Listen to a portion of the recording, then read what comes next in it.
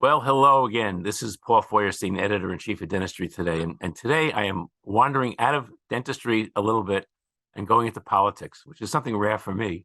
And I'm sitting here with Dr. Mouhab Rizkallah. Mo, how are you? Very well, thank you, Paul. How are you? You're the busiest, you're busier than me. And I'm Mo is a practicing orthodontist in Massachusetts, and he created a bill called the Dental Ballot. And in Massachusetts, we're having voting in a couple of weeks called Question 2. And as you know, well, we're done now. That's the end of the story. So as you know, when during campaigns that you're bombarded with ads, and in Massachusetts specifically, you're getting hammered on the TV and the radio, and there's pros and cons and misinformation going all over the place. And Mo has really spent his, like, I don't know how, I mean, all his waking hours in between patients on this thing. And he himself brought the ballot up, and he himself funded this whole thing. And he's gotten some backing by some dental organizations like Mass Dental Society, American Dental Association. But it's not just a Massachusetts thing. As we unfold this, we're going to explain to you why this is important to everybody in the whole United States about dental insurance. And it's the most misunderstood, and it's just controversial to a certain extent. So let's go, Mo. And first, let's say what is question 2 in a nutshell, and let's go from there. Certainly. So thank you, Paul. So question 2 is basically a consumer protection law that has the purpose of simply expanding an existing law that exists for medical insurance. Currently, medical insurance must cover patients at an 88% medical loss ratio, which I'll define in a moment. Whereas dental insurance has no requirements at all. Now, what is a medical loss ratio, and what is that? Why is that important? Right. So a medical loss ratio in its simplest form is a numerator and a denominator, okay? The denominator is basically all of the insurance premiums that an insurance company has received in a year, in a fiscal year, okay? That's the denominator, okay? The numerator is how much of that was spent on patient care, okay? And the difference is basically their administrative costs, okay?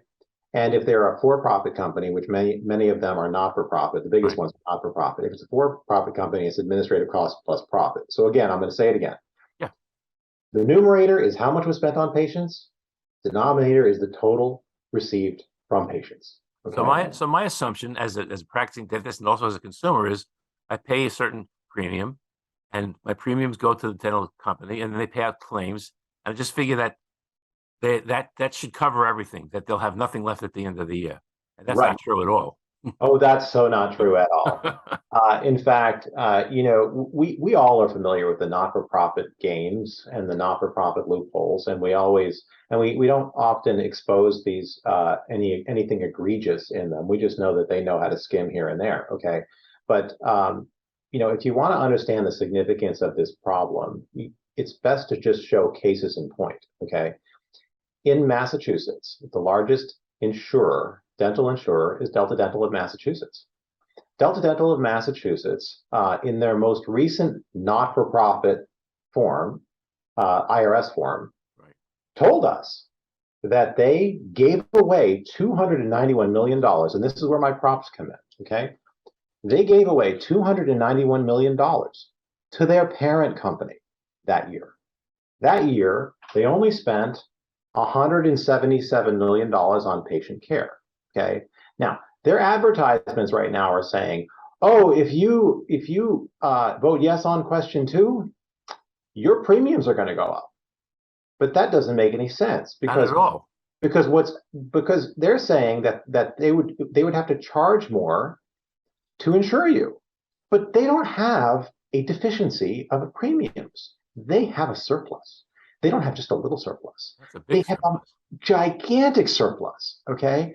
And if patients, instead of giving this away to their parent company as literally a contribution, it would go to patients. Now, I want to talk about that contribution, and I'm going to get a little bit low tech here, okay? Sure. Here's their Form 990. I'm holding it, okay?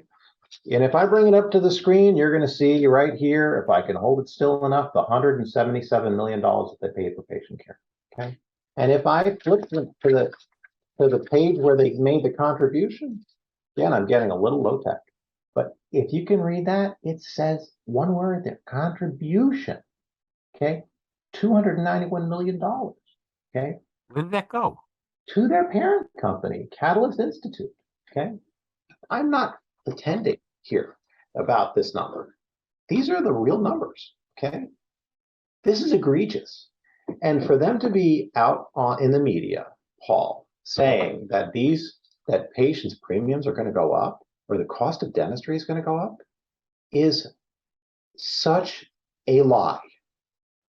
And we need to actually combat this lie because it's an effective lie, because the most effective lies in advertising are those ones that play on fear, play on. But isn't the company supposed to use the premiums for the benefit of the patients? And if they have such a surplus, why doesn't the cost of dental insurance go down, or why don't the reimbursements go higher, or percentages go higher? Why don't they do that instead of just saying, "Wow, we had a giant surplus"? I mean, that's not fair to the patients, is it? Of course, it's not fair, and that's why our website is called fairdentalinsurance.org. It's not fair at all, and so your question as to why could be simply answered as because they can. That's it. And so whether a person is fond of regulations, more regulations or less regulations, there is a place for regulations. And when you're seeing these types of egregious activities, the only solution is to regulate them. And that's what occurs in medicine, right? Medical insurance has regulations. So, everyone has a story in medicine where, some dad somewhere died at a young age, just as an example. Died at a young age because what? His dental insurance denied his care. Insurance. Okay, this is back in the past. That doesn't happen anymore, right? Nowadays, dental insurers really have more stringent obligations. Do you mean medical insurers? I'm sorry, medical. Thank you for correcting. The medical insurers have more stringent obligations where they have to make sure these patients are getting covered and they're getting the services that they expected. And so right now in Massachusetts, medical insurers have an 88% medical loss ratio. So is this a rule? Is this a rule or a law or a guideline? It's a law. It's a medical loss ratio law that was enacted in 2010.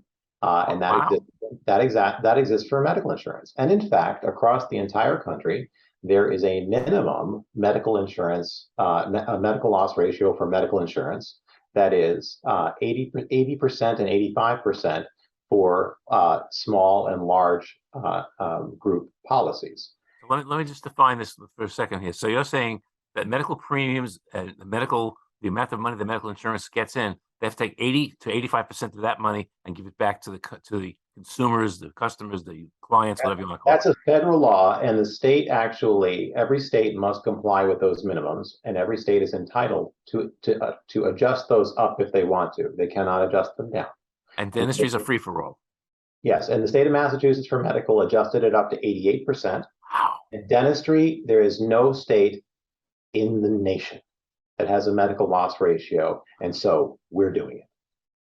And we anticipate, it's an exciting time. We anticipate not only getting this passed in Massachusetts, but we anticipate this ricochet through the country. Oh, sure. For a variety of reasons. And that is, if you were to ask me, tell me about this law exactly. What are you asking for? What is the law? What do you think? Can we answer that question? There is no law. Well, no, let me tell you about the law that we wrote. Okay. Your ballot question. Yes. The ballot question law is basically has two parts. Okay. The first part is it established an 83% medical loss ratio for dental insurance. You're being generous. 83%, which you may be curious as to why it's 83% and not 88%. I could answer that, but I'll just pause there. Okay. 83%. That's the first thing it does, is it establishes that number. The second thing that it does is so important. It's important not just for our law, it's important for the country, okay? It creates a robust data reporting requirement so that every insurance plan has to provide its data showing all of its income, all of its expenses, where it all went, and how it kind of commingled with its other insurance policies. Because if we did not require that commingling information, then they could shift money around to get to a medical loss ratio. And people have said to me, "Oh, you're trying to get past this law, but they're going to get around it and whatever." Actually, they're not. The way that we wrote this is so robust that really we've got them tied up, and they know it. And they, in fact, have tried to sue to stop just the data reporting because they know our data reporting design is so, it will not be evadable. And they tried to water it down, and we said no. And in fact, we went to the Supreme Judicial Court, and the Supreme Judicial Court supported our data reporting content, which they said that was unnecessary because it was getting into other industries. And it was really funny because one of the justices, I really loved her. One of the justices looked at them and she said, "So you don't think knowing what's happening in your other arms of insurance would be helpful to making sure you're not shifting funds?" And they said, "No, no, no." She said, "Let me ask that again. So you don't think it's valuable to know if you're shifting funds into other insurance plans to evade this law?" Wow. "No, no, no." And she said, "Mm-hmm." Wow. And then they unanimously, the 7 justices of the SJC, agreed that our 2 arms actually meet the requirement for a ballot question, and here we are. So you're saying if it's a different type of insurance company that has homeowners insurance, auto insurance, and things like that, they can sort of slide things back and forth and take the dental part and move the money around. It's more like dental, healthcare, medical, vision, and Yeah. those types of things. They tend to be conglomerated into healthcare, but what they do is they move them around so that it's a shell game. I mean, it's all a Sure. shell game. Yeah. You know, the fact that $291 million went into a different shell, right? I mean, that's an interesting game, right? You're moving this money around. It goes into Delta Dental, right? And then it's supposed to be parsed out to patients, right? But in fact, it goes like this, right? And then some shell just appears, and it went there. You lift up the shell, $291 million. What's under Delta Dental? Nothing, because they're a not-for-profit. What's under patients? $177 million. Wait a minute. What just happened there? So, Right? so answer this question, because I've been watching the ads on both sides, and that the people who are saying that they should vote no on this say your costs, your dental care costs are going to go up. How does that? I mean, how does that make any sense? Honestly, what they've done is just exaggerate things into they are able to make something out of nothing, right? And this is what magicians do, right? I have a term that I've never heard before. I kind of made it up, and I said what they do is mathemagical. That's what mathematical, right? Because that's all they do. It's mathematical, and we're going to lose if we don't make sure that we have created transparency, and we will win if we educate, right? So see, they're doing something, Paul, that is they're trying to convince people. Okay, I actually don't want to convince people. My objective, and I think the objective is educate. We just want to educate people. That's all it's about. That's all it's about. If we can effectively do that, people will make a wise consumer choice.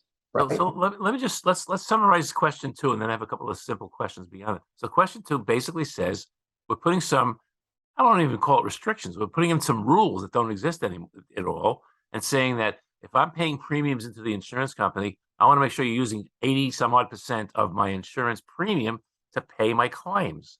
And now, if there's a surplus, do I get a rebate on my claim on my yes, premium? you do, because we built that in. That is another facet of the law. And I have to point out that another very important facet of the law that we built into it quite intentionally was that premiums are obstructed from rising.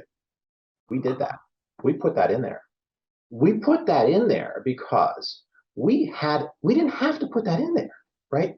We put that in there because there was a spirit behind what we were trying to accomplish. And if I were to describe it in 1 or 2 lines, I would say we were trying to take waste and redirect it to patient care. That's the simple spirit of it. So let me take this a little further as a practicing dentist.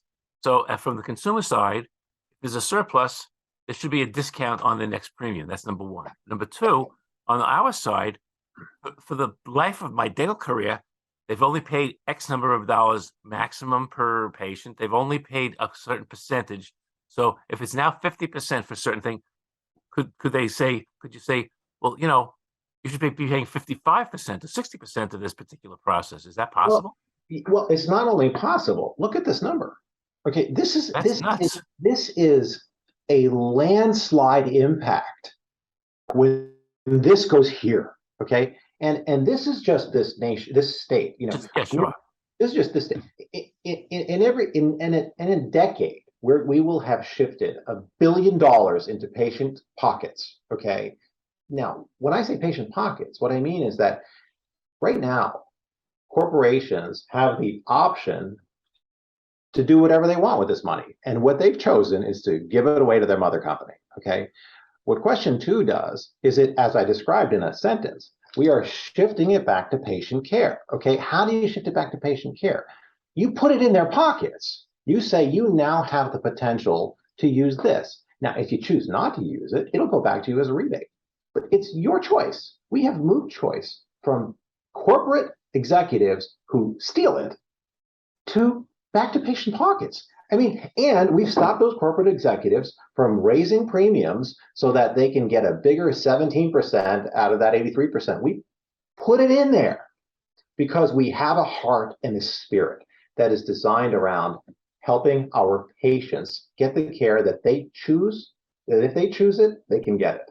So let's do something. Pick up your sign that said vote yes. Let's start with that. I want to make sure everybody gets this, that we're voting yes to put this restriction, whatever you want to call it, this percentage in place. That's number one. Number two, my question to you is, how did you get involved with doing all this? What's going on here? And how come organized dentistry hasn't come behind it? They're just too slow? I mean, is that what it is? I'll tell you what, I have to give organized dentistry a certain amount of credit for the fact that they have repeatedly tried. Okay, they have repeatedly tried to take a medical law. In Massachusetts, the Massachusetts Dental Society has tried in 2015 and then again in 2019 through legislative efforts that have frankly failed because they never even got voted on. They never even got out of committee. Okay, why didn't they get out of committee? Well, because corporate lobbyists have so much ability to stop it from ever moving. It's not that it was voted on and it was denied. No, never got there. It just died in committee. It didn't even get voted on. All they have to do is stagnate it and it expires. Okay. Wow.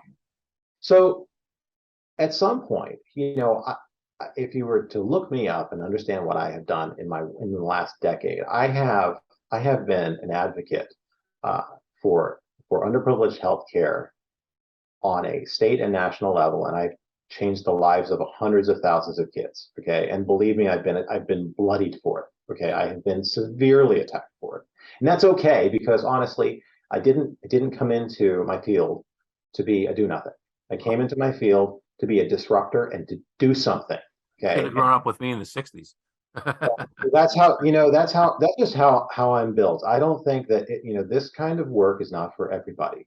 But if you are willing to be crucified and you know how to get there, get to an endpoint, then you can accomplish some amazing things. And so, and in this particular instance, I really felt that the disease of not having a medical loss ratio implemented on dental insurance was causing a lot of symptoms like unfair denials, medical discrimination, a lot of other symptoms, not being able to have assignment of benefits. Those are all symptoms of a disease. And the disease is, right now, dental insurances make more by spending less. Okay, that's the disease. And they will do everything that leads to that causes the symptoms of that disease. Okay. And in this case, we are changing the paradigm. And it's going to be, you only make more if you spend more. Change that paradigm. And all of a sudden they're saying, okay, well, we will cover that. And they're not making decisions about giving away patient funds. So I got involved because after seeing it fail numerous times through normal legislative efforts, I felt like there had to be an innovative way to get this done. And I put my mind and money behind it. That's amazing. And so now I'm seeing again in the media that yes, indeed, Mass Dental Society ADA is behind this. So they've put you out on a string, and you did it, and they say, "Come on, guys, let's go." So I mean, that's And I give them a lot of credit for and they didn't recognize it right away. I have to tell you, at some point we had to my committee, which is a wonderful committee of 5 patients and 5 dentists, intentionally representing the sacrosanct doctor-patient relationship. Okay. Is that the committee on dental insurance quality? Yes, we are 5 dentists and 5 patients, and so and I have a wonderful committee, and the doctors on the committee, Dr.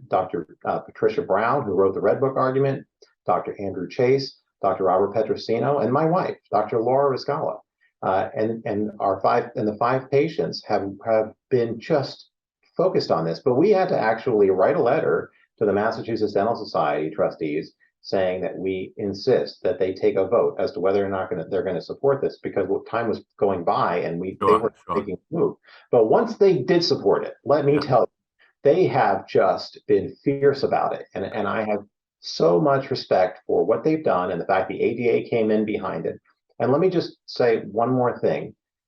I mentioned that reporting requirement and how important it is to the country. That reporting requirement in this state is going to empower every state with such robust data that they can get this passed through legislation. They'll have something to work back from. Yeah, they'll have a format. That's what this is doing, and it was intentionally designed to change and then the nation. That's great. So the big question about question 2: are you going to win? Well, we will win only if we educate our patients and if we educate voters. Okay, we will lose if we don't educate them. So that really just gets to the heart of, we need to talk to our patients. We need to talk to voters. We need to be on social media. We need to be responding to false advertising. We need to be responding to misunderstandings.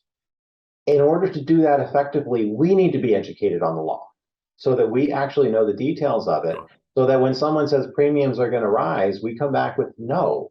Section 2C and 2D of the law specifically obstructs this. This was designed to just move waste and redirect it into patient care. That's all it's designed to do. Everybody can get behind that. It's a bipartisan concept. So we're going to a national audience with this video. We have, then the magazine covers beyond the United States. But I think everybody who's watching says, we have to say to them, as you just stated, this is not just a Massachusetts thing. So someone like yourself in some other state who's watching right now should say, Mo, how do I bring this to Pennsylvania? How do I bring this to New York? How do I bring this? And I'm sure that you'll be available for something. Oh, I will not only be available. Let me tell you something. It will be a life privilege. The opportunity to serve my colleagues and patients across the country with, I only have 2 hands. Okay. But if I can multiply my hands by using what I understand, what I know, to distribute that information and enable people to do this with their hands. Oh, now that's a compounding of my efforts that I consider to be a life privilege. That's great. So I think what I'm going to do here is we'll post this video because I think it's critically important. We'll post it right away. And then underneath the video, there should be a box. So I'll put a box of information. So I'll put your contact information, a little link to the actual ballot question. I'll see what I can do with it. I don't know how much time we have because it's a short time. If I can post-produce this video, I'm being honest, I'd like we can superimpose some of the information across it. Great. But read the box below or above, wherever. I don't know how it's going to look on the website, but read the information. We'll give you click-throughs, get in touch with Mo, get in touch with me, get in touch with the local society. And Mo, I can't thank you enough for what this is going on. And the patients should come to you and say, give you a round of applause. We're solving this problem nationally. We are applying a cure. I think that's great. So vote yes on 2 if you're in Massachusetts. Tell your patients vote yes on 2. Put signs in your waiting room. Jump up and down after the patient's rinsing out. Well, don't forget to vote yes on 2. When you're doing your scans, vote yes on 2. Whatever you're doing, vote yes on 2. We got to hammer it down and tell all your friends, tell your neighbors, tell everybody to do it. And that's the best I can do. So thanks, Mo. Thank you so much for this. Let's make this happen. Let's make this happen. Thank you so much.